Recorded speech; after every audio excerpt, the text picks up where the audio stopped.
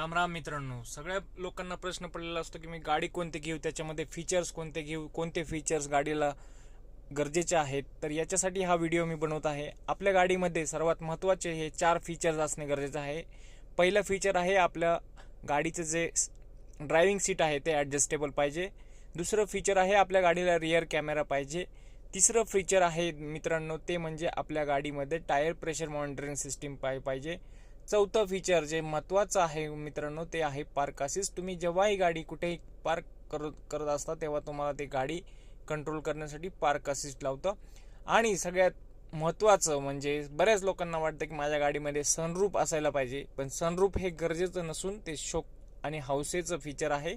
सर्वांनाच ते पाहिजे असं मला वाटत नाही, पण तुमच्या घरी जर लहान मुलं असतील आणि त्यांची इच्छा असेल की आम्हाला सनरूफमध्ये बघायचं आहे तरच तुम्ही घ्या, अदरवाईज घेऊ नका.